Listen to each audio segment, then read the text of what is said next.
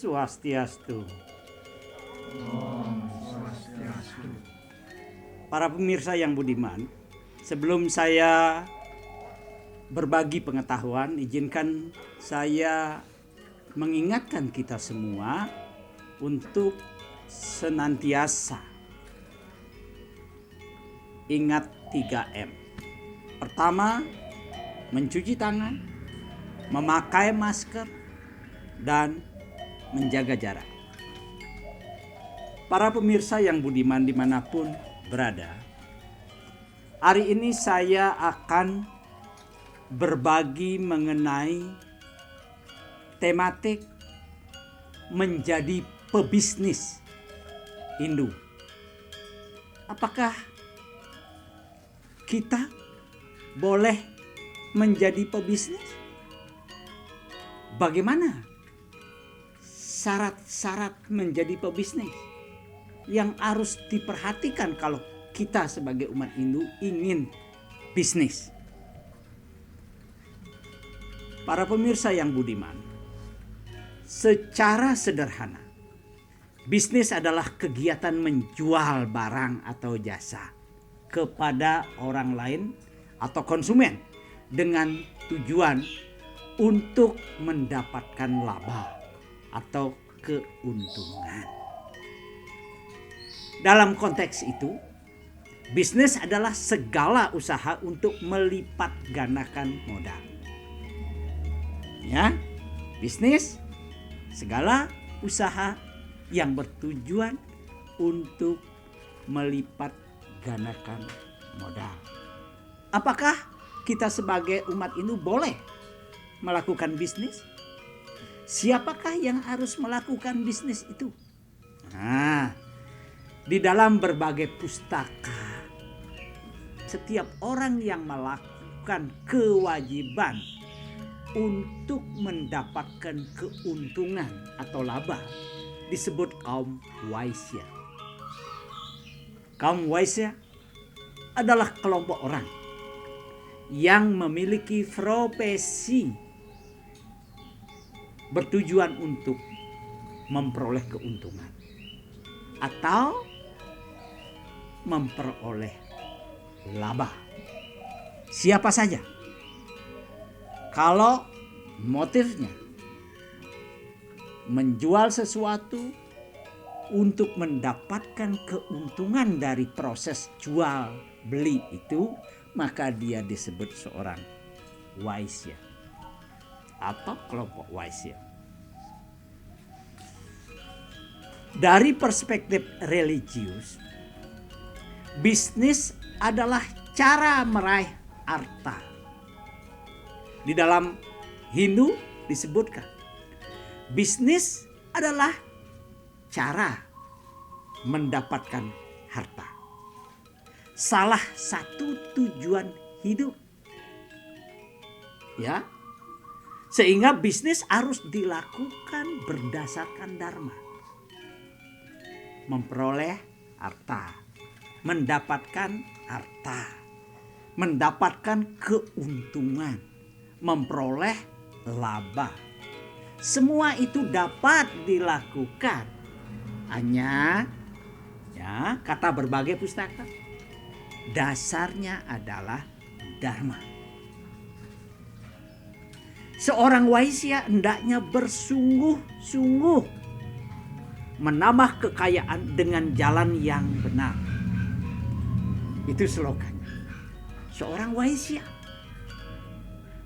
yang punya profesi jual beli, berdagang dengan tujuan memperoleh laba harus punya motivasi sungguh-sungguh untuk menambah kekayaan. Itu ya, untuk menambah kekayaan karena swadharmanya sebagai seorang Waisya itu seperti itu. Dan memberi makan kepada semua makhluk. Raihlah keuntungan, dapatkan kekayaan, tapi jangan lupa pesan dharmanya. punya kewajiban kita kepada siapapun yang membutuhkan, yang tidak makan kita wajib memberi makan. Itu tertuang jelas dalam kitab Manawa Dharma Sastra Adhyaya 4 Sloka 6. Disebutkan begitu. Boleh. Jadi apakah boleh kita kaya? Boleh. Apakah kita boleh mendapatkan laba? Boleh. Tapi ada kewajiban. Setelah kita kaya, memperoleh harta, memperoleh keuntungan, jangan lupa. Itu nasihatnya. Jangan lupa memberi makan mereka yang membutuhkan. Itu. Kalau Tua Jide traktir sekali-sekali juga boleh. Itu adek punya keuntungan, Istut punya keuntungan, neraktir aja deh. Boleh. Itu boleh. Karena itu salah satu kewajiban. Tapi tentu lebih utama kalau membantu mereka yang sungguh-sungguh membutuhkan. Tuh. Jadi dengan demikian berdasarkan Manawa Dharma Sastra Adhyaya 4 Sloka 6 tadi, ya, tujuan ideal bisnis dalam perspektif Hindu adalah kesejahteraan umat manusia. Bukan hanya untuk memperkaya diri sendiri. Boleh kaya? Boleh. Boleh dapat untung? Boleh. Boleh berdagang? Boleh. Tapi tidak untuk diri sendiri. Jangan lupa di sekitar kita hidup orang lain yang juga bisa jadi tidak mampu. Itu perintahnya. Ya, itu perintahnya. Yang kedua dari perspektif sekuler, tadi perspektif religi.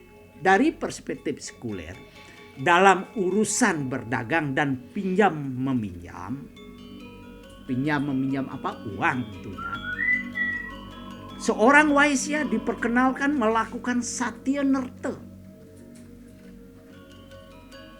Apa maksudnya satya nerta? Satya nerta tidak lain maksudnya boleh menyembunyikan sesuatu yang patut disembunyikan. Misalnya jual barang 50, ditanyai modalnya berapa? Ya sekedar dapat untung. Boleh. Seorang waisya, seorang pedagang itu boleh. Apakah itu namanya berbohong? Tidak. Dia hanya menyembunyikan. Masa modalnya dikasih tahu? Itu swadharma seorang waisya itu boleh dan dibenarkan. Setidaknya itu dapat dipahami atau dilihat sumbernya pada Adhyaya sama pada kitab Manawa Dharma Sastra Adhyaya 4 Sloka 6. Bisnis memiliki dharmanya sendiri. Sehingga tidak seluruh aturan moral berlaku bagi pebisnis. Dikit-dikit istilah Balinya memau itu tadi. Itu tapi untuk menyembunyikan pokok, menyembunyikan kudoman bati masa orang-orang itu tidak dosa. Itu swadharma waisya dapat dibenarkan, itu dapat dipahami dari sloka kitab Manawa Dharma Sastra hukum Hindu ya di Adhyaya 4 Sloka 6. Apa yang disebut satya nerta tadi? Mari kita bahas apakah yang dimaksud dengan satya nerta. Yang pertama tentu kata satya. Dalam berbisnis atau berdagang, seorang pebisnis harus, ini penting kata kunci, jujur dengan kualitas barang dagangan. Sekali lagi, seorang pebisnis Hindu itu harus jujur dengan kualitas barang dagangan, termasuk ukuran berat timbangan. Kita katakan ini original, ini KW1, ya, ini KW2. Jangan KW1 dan KW2 dibilang original, harganya original. Itu dosa. Walau seorang waisya dilindungi oleh aturan tadi. Ya. Yang dimaksud kalau memang KW bilang ini KW1. Harganya jauh berbeda dengan yang original. Itu. Berapa modalnya? Boleh disembunyikan. Nah, jangan disebutkan di mana kamu dapat cari barang begini. Boleh disembunyikan. Karena nanti kalau semua orang mencari barang di sana, ya, keuntungan akan berkurang. Itulah batas-batas yang disebut dengan jujur dan bohong. Yang kedua, di dalam Manawa Dharma Sastra, Adhyaya 4 Sloka 6 sampai 8. 6 sampai 8. Betapa pentingnya seorang pedagang Hindu itu jujur dalam memelihara kualitas dan timbangan, berat timbangan. Dalam bisnis perbankan juga disebutkan. Ya. Dalam soal pinjam meminjam uang, seorang pembisnis yang menggunakan etik Hindu, sekali lagi yang menggunakan etik Hindu, dia harus satya, patuh, ya, satya itu patuh, taat, ya, setia dengan perjanjian, baik waktu pengembalian uang maupun bunganya. Ini dicantumkan dalam Manawa Dharma Sastra Adhyaya 8 Sloka 47-50 sampai 50. Jadi Manawa Dharma Sastra itu mengatur hal-hal yang berkaitan dengan bisnis. Bukan berarti orang Hindu itu tidak boleh bisnis, karena kita tidak pernah membaca atau belum membaca Manawa Dharma Sastra. Ya, jelas. Yang kedua, tadi kita ngomong satya. Yang kedua, kita sekarang ngomong nerta. Dalam bisnis perdagangan, seorang pebisnis boleh menyembunyikan sesuatu. Nah, tadi sudah saya singgung tentang modal yang digunakan, ya, berapa keuntungan yang diperoleh, dan di mana memperoleh barang dagangan, itu jelas. Ya, dijelaskan di dalam Manawa Dharma Sastra Adhyaya 4 Sloka 6 sampai 8. Kalau kuliah di Fakultas Ekonomi, apalagi misalnya di Universitas Hindu, belajar tentang etik bisnis Hindu, wah ini ditulis bagus sekali. Itu dalam bisnis perbankan misalnya, yang lain lagi, ia boleh bohong tidak memiliki uang, mengatakan tidak memiliki uang kepada calon peminjam yang sudah malpraktek. Kita sudah tahu bahwa orang ini suka ngemplang, ya, suka tidak mengembalikan uang kalau pinjam. Seorang pebisnis Hindu boleh berbohong. Modal sedang habis, ya, saya tidak sedang ada uang. Itu dibenarkan. Karena apa? Karena kita sudah memperoleh pengetahuan tentang profil orang yang meminjam itu tidak baik. Itu dicantumkan dalam kitab Manawa Dharma Sastra Adhyaya 8 Sloka 47 sampai 50 tadi. Para pemirsa yang budiman, bagaimana kita memulai bisnis?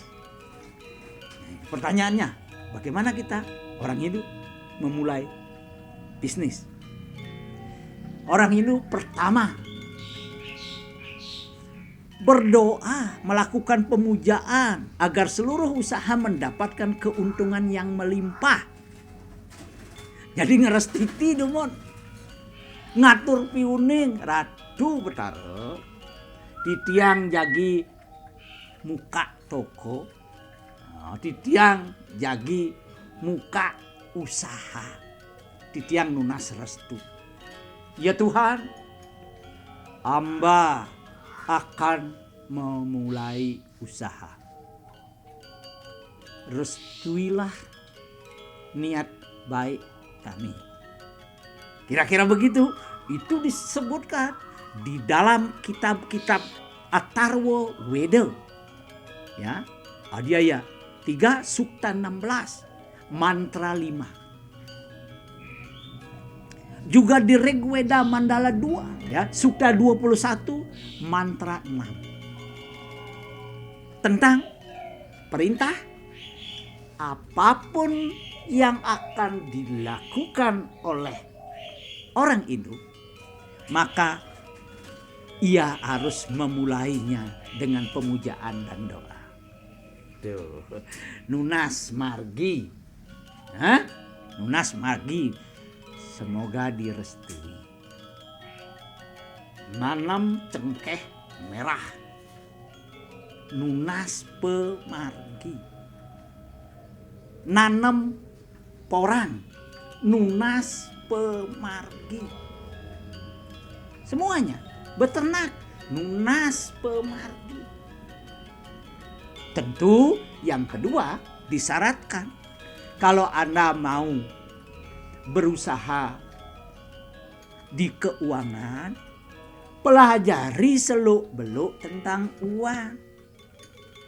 Anda tidak pernah belajar membaca, ya berpengalaman tata kelola uang, tiba-tiba masuk ke bisnis uang.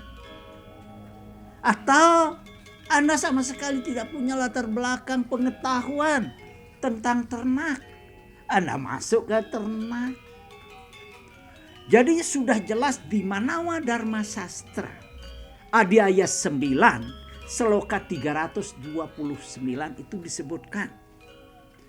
Kalau Anda mau bergerak dalam bidang apapun, siapkan pengetahuan dan kompetensi sesuai dengan bidang usaha yang akan ditekuni. Ya. Kalau mau sebagai pedharma wacana, ya, baca banyak. Public speaking dilatih. Bagaimana bisa dharma wacana kalau ngomong nggak bisa? Semua itu harus disiapkan. Kata-kata itu menjadi penting. Kalau Anda mau bertani, kualitas ladang, cara bercocok tanam yang baik, serta ukuran panjang dan berat, baca Manawa Dharma Sastra Adhyaya 9 Sloka 330. Di sana dijelaskan. Tuh, hebat nggak? Semua ada.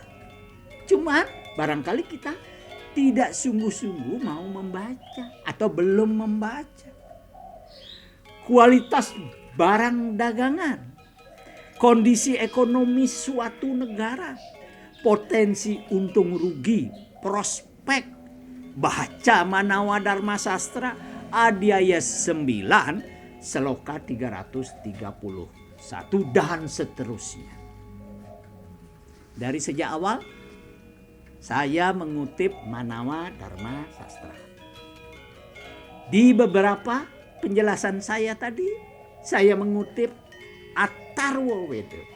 Jadi dua buku, dua kitab ini menjadi referensi utama jika kita sebagai umat Hindu ingin menjadi seorang waisya, melaksanakan tugas pokok dan utama kita, jual beli dengan harapan memperoleh keuntungan atau laba.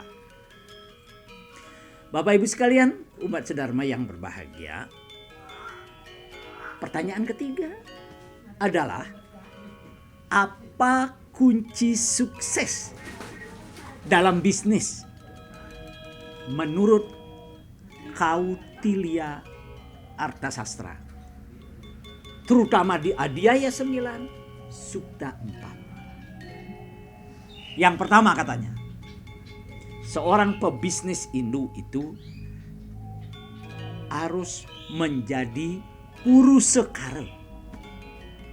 Purusekara, manusia tangguh. Ya, artinya jangan pernah takut dan menyerah, jatuh bangun dalam bisnis. Rugi cepok, ngereres, suwun, maka Anda bukan purusekara. Kalau Anda ingin menjadi pebisnis, Anda jadilah manusia tangguh atau purusekara. Cuma cepok, rugi.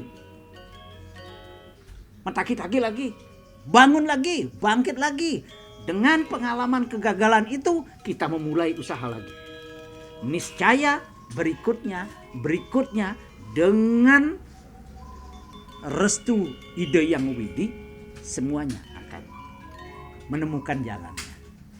Itu nasihat.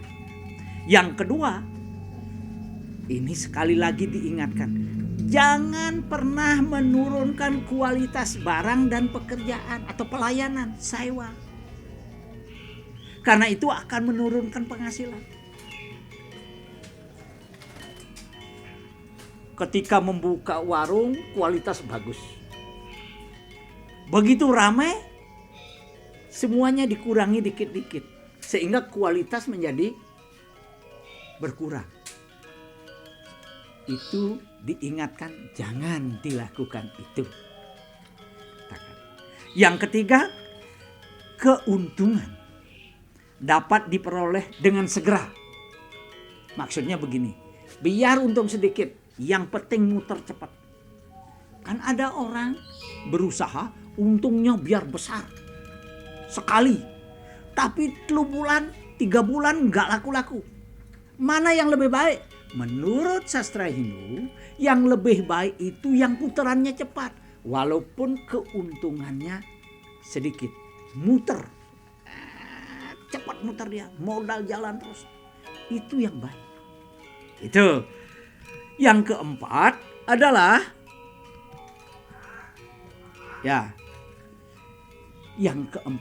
Anda harus mampu menjaga relasi. Tanpa relasi Anda tidak akan pernah besar.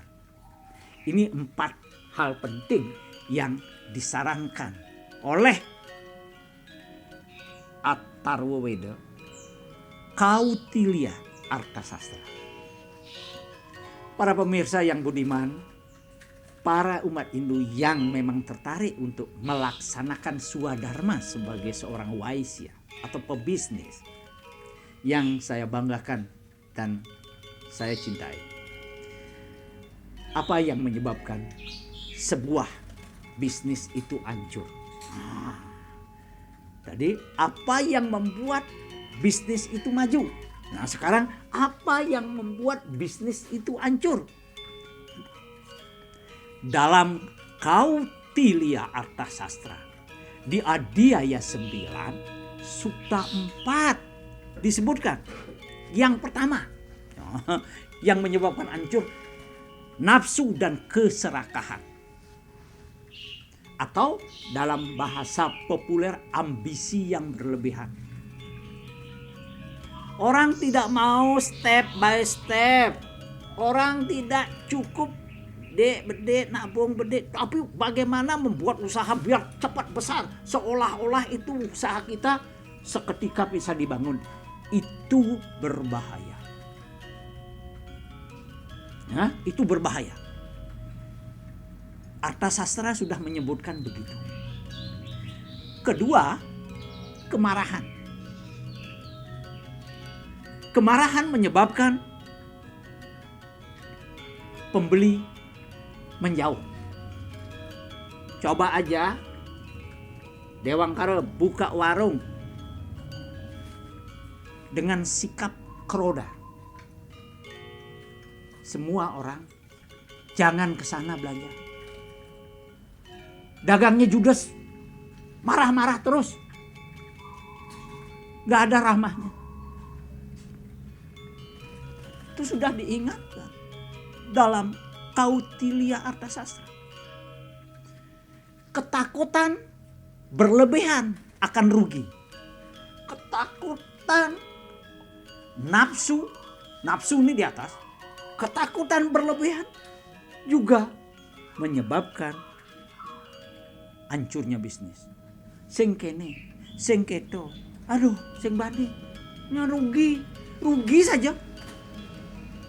Ketakutan yang berlebihan. Yang keempat disebutkan rasa belas kasihan dan rasa malu berlebihan. Sekali lagi kata berlebihan di sana. Rasa belas kasihan. Tepuk pisage mau belanja, tetangga berbelanja. Udah sana aja, bawa aja. Seorang wasya tidak boleh begitu. Kalau dia masuk warung, bayar. Ya, harus begitu. Ini yang diingatkan dalam Kautilya Arthasastra. Jadi tidak boleh kasihan berlebihan, malu berlebihan. Tidak boleh angkuh yang kelima. Yang keenam, kesenangan yang berlebihan pada benda-benda. Maksudnya baru kita buka toko bisnis langsung beli mobil mahal. Modal habis untuk beli mobil. Untuk beli mobil biar keren, seolah-olah kita pebisnis yang sudah besar. Padahal itu modal yang dipakai. Itu di Kautilya juga disebutkan tidak boleh seperti itu. Ya. Kepatuhan yang berlebihan pada aturan kebajikan di luar swadharma waisya. Misalnya gini, maksudnya apa? Seorang pedagang boleh tetap berdagang walaupun rerainan. Nah, gitu. Jadi waisya swadharmanya berdagang. Kalau terus menutup di setiap rainan, ya, maka usahanya bangkrut. Oleh karena itu, dia harus pinter-pinter memanage. Toko buka jam 8, jam 6 dia harus selesai melaksanakan upacara rainan. Gitu, membagi diri. Ya, dia tidak boleh nutup karena rainan. Kalau ngetelun rainan, ngetelun tutup, hilang pelanggan itu. Ini disebutkan dalam Kautilya Arthasastra. Yang kedelapan, karena itu seorang pebisnis itu punya catatan. Catatan tentang apa? Catatan tentang pokok, harga pokok, harga setelah ditambah pajak, harga ditambah keuntungan, harga jual minimal. Karena apa? Ada yang disebut kelalaian. Misalnya menjual barang terlalu murah karena lupa harga modalnya. Sehingga catatan. Ya?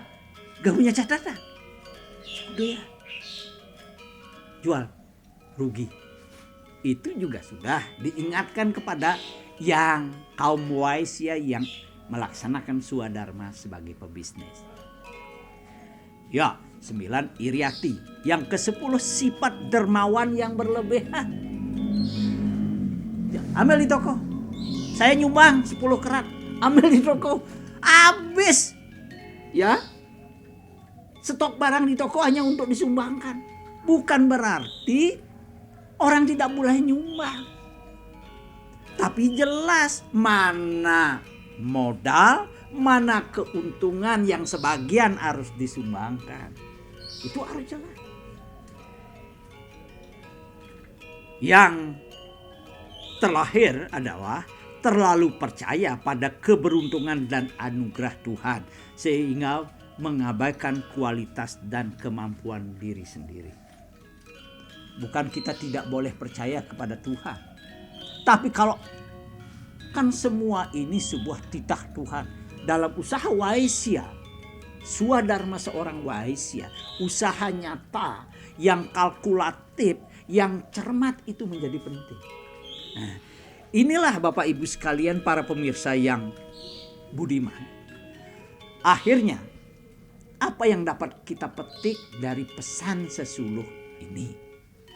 Yang pertama, manusia Hindu dapat memilih profesi sebagai waisya yang ahli dalam bisnis, yakni menjual barang dan jasa untuk melipat gandakan modal. Boleh. Ya, sekali lagi orang Hindu boleh. Yang kedua, agar bisnis sukses, maka siapkan pengetahuan tentang pekerjaan yang ingin dikembangkan. Tidak ada orang sukses tanpa latar belakang pengetahuan tentang yang ditekuninya. Tidak ada orang sukses tanpa pengetahuan yang memadai mengenai swadharma yang ditekuninya.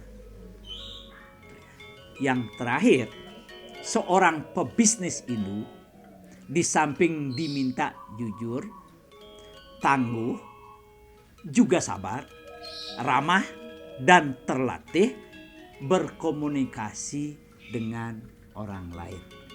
Semoga sesuluh ini dapat mencerahkan umat sedharma dimanapun berada. Terima kasih. Om Santi Santi Santi Om. Om Santi Santi Santi Om.